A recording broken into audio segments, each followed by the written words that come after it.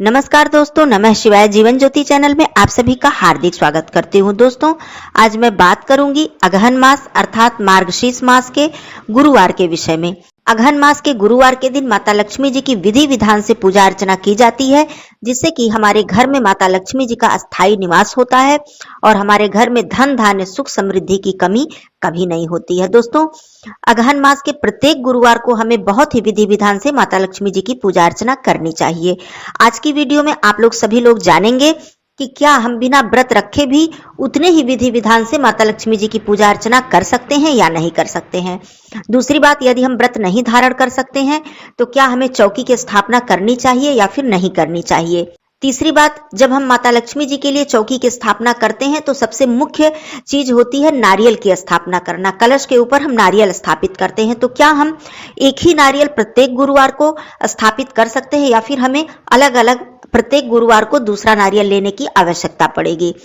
और आप लोग जानेंगे कि क्या हम केवल अगहन मास के गुरुवार का ही व्रत रखें या फिर हम उससे अधिक भी व्रत धारण कर सकते हैं।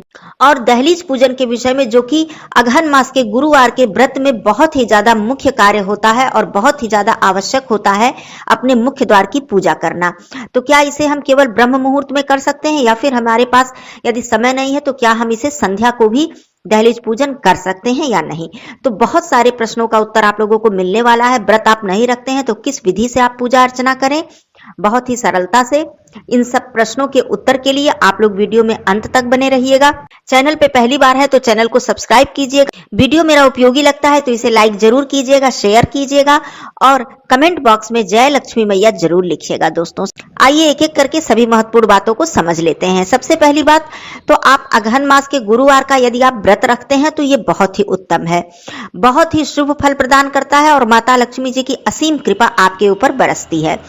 आप चाहें तो केवल अगहन मास के गुरुवार का व्रत रख सकते हैं, 4 या 5 जितने भी आपको एक मास में पड़ते हैं गुरुवार, या फिर आप किसी विशेष मनोकामना के लिए मन्नत यदि आपने रखी है तो उससे आगे भी अगहन मास में आप शुरू करेंगे और उससे आगे भी आप 7, 11, 21, 16 गुरुवार का व्रत कर सकते हैं। अब आइए मैं बात करती हूँ यदि आप व्रत नहीं कर पाते हैं, कोई बात नहीं। इस दिन आप सात्विक भोजन करें, लहसुन प्याज का प्रयोग ना करें। हो सके तो मीठा भोजन करें, नहीं तो नमक भी आप खा सकते हैं लेकिन लहसुन प्याज का प्रयोग ना करें और उतनी ही विधि विधान से आप पूजा अर्चना कर सकते हैं। सबसे पहले सुबह सवेरे आप उठ जाएं, ब्रह्म मुहूर्त में उठ जाएं। देखिए, जहां तक दहलीज पूजन की बात है तो दहलीज पूजन की जहां तक बात है, ये ब्रह्म मुहूर्त में यदि आप करते हैं तो बहुत ही उत्तम है। कहने का मतलब सबसे उत्तम तरीका है कि आप ब्रह्म मुहूर्त में ही अपने दहलीज की पूजा कर लें। लेकिन किसी भी कारणवश आप नहीं कर पाते हैं तो संध्या के समय भी आप उसी विधि विधान से दहलीज पूजा कर सकते हैं। यदि आपके पास सुबह समय नहीं मिल पाता है तो सबसे पहले आप अपने मुख्य द्वार की साफ सफाई करें। यदि आप संध्या के समय करते हैं तो सूर्यास्त बिल्कुल ना होने पाए, सूर्यास्त से पहले ही आप अपने दहलीज की साफ सफाई पहले करें। उसके बाद वहां पर गंगा जल थोड़ा सा छिड़कें और वहां पर एक स्वास्तिक बनाएं या फिर रंगोली बना लें, या फिर फूलों से ही आप रंगोली या स्वास्तिक बना सकते हैं, फूलों की पंखुड़ियों से भी। और वहां पर आप एक छोटे पात्र में जल रख दें और घी का एक दीपक प्रज्वलित कर दें। वहां पर बैठकर आप माता लक्ष्मी जी का आवाहन करें, प्रणाम करें, उनसे निवेदन करें कि माता जी आप मेरे घर में आए, निवास करें और हम सभी पूरे परिवार को आशीर्वाद दें। इस प्रकार से आप कर सकते हैं। दूसरी चीज, गुरुवार की पूजा में भले ही आप व्रत नहीं रखे हैं, व्रत धारण करना आवश्यक नहीं है, लेकिन पूजा विधि विधान से आप उतनी ही यदि करते हैं तो आपको उतना ही लाभ प्राप्त होता है। पद चिन्ह बनाना, माता महालक्ष्मी जी के चरण के चिन्ह बनाना सबसे आवश्यक और मुख्य कार्य होता है अगहन मास के गुरुवार के दिन। तो आप इसे जरूर कर लीजिएगा।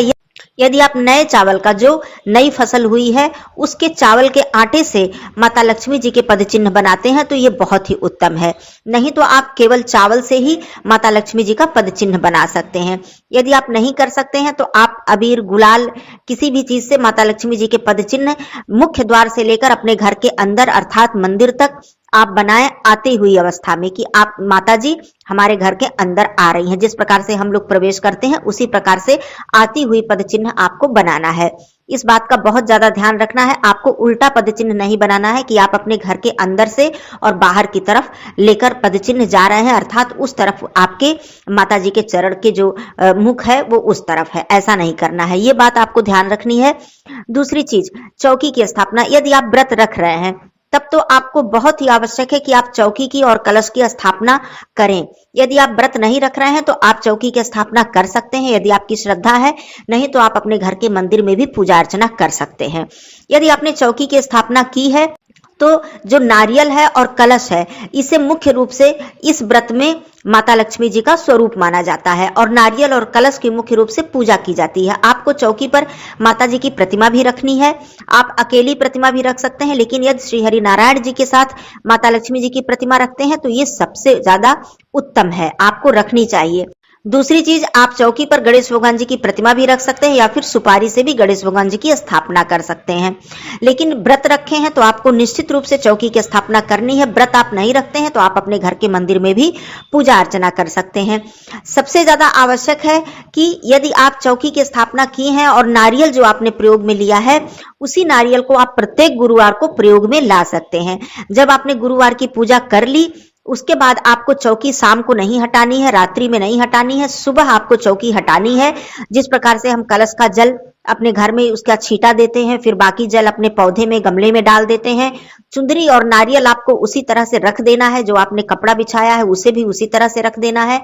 माता जी की प्रतिमा तस्वीर जो आपने रखी है उसे भी आप अपने घर के मंदिर में रख दें या फिर जहां भी आपने रखी है वहां पर यथास्थान आप रख दें और उसी नारियल से फिर अगले गुरुवार को भी आपको पूजा करनी है। वही नारियल आपको फिर से स्थापित करना है। आपको प्रत्येक गुरुवार को अलग अलग नया नारियल लेने की आवश्यकता बिल्कुल नहीं है। दूसरी बात, पूजन के विषय में मैं बता दूं कि भले ही आपने व्रत नहीं रखा है, यदि आप बहुत ही विस्तृत रूप से सुबह पूजा नहीं कर पाते हैं, अर्थात मंत्र इत्यादि का जप नहीं कर पाते हैं, तो आप संध्या के समय विस्तृत पूजा करें माता लक्ष्मी जी की। सुबह आप धूप दीप नैवेद्य आरती इतना काम कर दें और संध्या के समय आप पूरी पूजा करने के बाद आप विधिवत बैठकर माता लक्ष्मी जी के मंत्रों का जप करें, जिसमें कि बीज मंत्र बहुत ही प्रभावशाली होते हैं। यदि आप बीज मंत्र का प्रयोग नहीं कर पाते हैं, जप नहीं कर पाते हैं, तो ओम महालक्ष्मी नमः इतना ही आप जप करें तो ये भी बहुत उत्तम है। या फिर कनकधारा स्तोत्र, शिव सूक्त का पाठ करें और विष्णु सहस्त्र नाम का पाठ करना बहुत ही ज्यादा शुभ फल देगा यदि आप प्रत्येक गुरुवार को करते हैं। आप करके देखें, आपको इतना अधिक लाभ प्राप्त होगा कि आप शायद उतना सोच भी नहीं पाएंगे जितना अधिक आपको लाभ प्राप्त होगा यदि आप विधि विधान से प्रत्येक गुरुवार को अगहन मास में आप ये कार्य कर लेते हैं, दहलीज पूजन और माता लक्ष्मी जी की पूजा अर्चना। अब मैं जल्दी जल्दी विधि भी बता देती हूँ। आप एक चौकी रखें शुद्ध स्वच्छ स्थान पर, उस पर आप पीला या लाल दोनों ही कपड़ा बिछा सकते हैं। आप बिल्कुल कंफ्यूज मत होइएगा कि जैसे बृहस्पतिवार का दिन होता है तो हम लोग पीले वस्त्रों का प्रयोग करते हैं, पीले पुष्पों का प्रयोग करते हैं, तो ये माता लक्ष्मी जी की पूजा है तो हम इसमें लाल ही प्रयोग करें, पीला नहीं कर सकते। ऐसा बिल्कुल नहीं है। आप बिल्कुल पीले वस्त्र, पीले पुष्प का भी प्रयोग कर सकते हैं, क्योंकि पीला रंग श्री हरि नारायण जी को प्रिय है और हम श्री हरि नारायण जी की प्रिय वस्तु यदि अर्पित करते हैं माता लक्ष्मी जी की पूजा में तो माता लक्ष्मी जी बहुत ही अधिक प्रसन्न होती हैं। ये बात क्लियर हो गई। ये मैं जरूर कहूंगी कि यदि आपको कमल के पुष्प मिल जाते हैं तो आप बिल्कुल यूज करें, प्रयोग करें पूजा में। ये बहुत ही उत्तम और बहुत ही शुभ फल आपको प्रदान करने वाला है। तो चलिए मैं बता देती हूँ। आप चौकी रखें, उस पर वस्त्र बिछाएं। वस्त्र के बाद आपको सबसे ज्यादा आवश्यक है कि आप नए धान या नए चावल से आप अष्टदल कमल बना लें या चावल की ढेरी आप रख लें, उस पर कलश की स्थापना करें।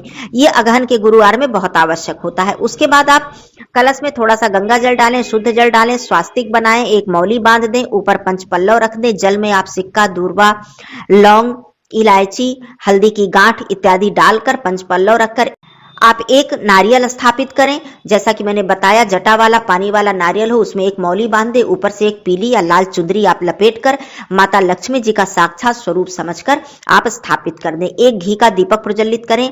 घी के दीपक को आप आसन दें, किसी पात्र में रखें, उसमें आप पुष्पों की पंखुड़ियां या चावल या अनाज से आसन देकर एक दीपक प्रज्वलित कर दें। माता लक्ष्मी जी की प्रतिमा, जैसा कि मैंने बताया, श्री हरि नारायण के साथ भी आप कर सकते हैं, श्री गणेश भगवान जी के साथ भी, और अकेली प्रतिमा भी आप स्थापित कर सकते हैं। सबसे पहले आप नीचे कुछ आसन दें चावल या फूलों का, फिर आप माता लक्ष्मी जी की प्रतिमा स्थापित करें, एक चुंदरी उड़ा दें। उसके बाद आप मिष्ठान, फल इत्यादि का भोग लगाएं। माता लक्ष्मी जी को कुमकुम, सिंदूर, रोली से तिलक करें। श्री गणेश भगवान जी की सर्वप्रथम आप पूजा करें, कलश की पूजा करें, जो आपने दीपक प्रज्वलित की है दीप ज्योति की पूजा करें। नारियल की पूजा करें, विधिवत चंदन, अक्षत, पुष्प, हल्दी, ये सारी चीज आप करके पूजा कर लें। एक धूप बत्ती वहां पर जलाकर सभी जितने भी देवी देवता हैं, कलश, नारियल, माता लक्ष्मी जी, गणेश भगवान जी, सबको आप अर्पित करें, दिखाएं और उसके बाद भोग प्रसाद नैवेद्य अर्पित करें। पुष्पों की माला पहनाएं या फिर पुष्प है तो पुष्प अर्पित करें। उसके बाद विधि विधान से आरती करें। आरती करने के बाद क्षमा प्रार्थना करें। इतनी पूजा आप सुबह के समय यदि कर लेते हैं, ज्यादा समय नहीं है तो संध्या के समय फिर से आप स्नान करके देखिए। यदि आप गुरुवार की पूजा विधि विधान से करना चाहते हैं तो आपको सुबह और संध्या दोनों ही समय पूजा करनी चाहिए। यदि आप व्रत रखते हैं तो बहुत ही आवश्यक है, और नहीं भी रखते हैं तब भी यदि आप ऐसा करते हैं तो आपको उतना ही पुण्य फल प्राप्त होने वाला है। संध्या के समय आप इसी प्रकार से पूजन अर्चन करें। हो सके तो आप खीर का भोग प्रत्येक गुरुवार को जरूर लगाएं माता लक्ष्मी जी को, और पूरे परिवार मिलकर ग्रहण करें। आप व्रत हैं तब भी आप संध्या के समय एक भोजन कर सकते हैं, जिसमें कि आप चाहें तो वही खीर भोग लगाकर उसी को ग्रहण करें, और व्रत नहीं है तब तो कोई बात ही नहीं है, आप खीर का भोग लगाएं, पूरे परिवार सहित उस खीर को ग्रहण करें। संध्या के समय बैठकर, जैसा कि मैंने बताया, आप माता लक्ष्मी जी के मंत्रों का जप करें। आप चाहें तो 5 माला, 7 माला, 3 माला, 11 माला कर सकते हैं। बिना माला के भी आप जप कर सकते हैं, और विष्णु सहस्त्रनाम जैसा कि मैंने बताया है इसका पाठ करते हैं तो इससे आपको विशेष लाभ की प्राप्ति होगी। अब बात करती हूँ कि चौकी आपको कब हटानी है। चौकी आपको रात्रि में नहीं हटानी है, सुबह के समय आपको चौकी हटानी है। सारी सामग्री जैसा कि मैंने बताया यथास्थान रख देना है। जल इत्यादि के लिए मैंने बताया आप गमले में, पौधे में डाल दें, और उसी चुंदरी, उसी नारियल को आप दोबारा प्रयोग में लाएंगे। ध्यान देने वाली बात यह है कि जो भी आपने मुख्य द्वार से लेकर अंदर तक माता जी के चरण चिन्ह बनाए हैं या फिर स्वास्तिक बनाया है, आपने बाहर जो भी आपने रंगोली बनाई है, उस पर किसी का पैर न पड़े, कोई लांघे न, इस बात का ध्यान दें।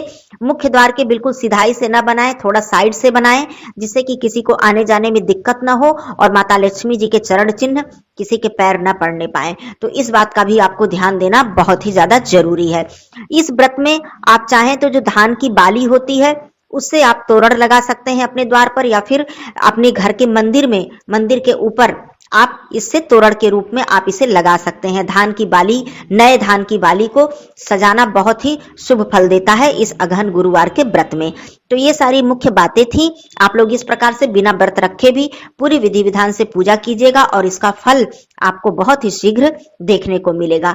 आप चाहें तो यदि आप व्रत रखते हैं तो मैं ये भी बता दूं कि आप किसी विशेष मनोकामना के लिए अगहन गुरुवार से लेकर आप आगे भी गुरुवार का व्रत कर सकते हैं। तो ये सारी बातें थी। फिर भी कोई क्वेश्चन रह गया हो, कोई प्रश्न हो तो आप लोग जरूर पूछिएगा।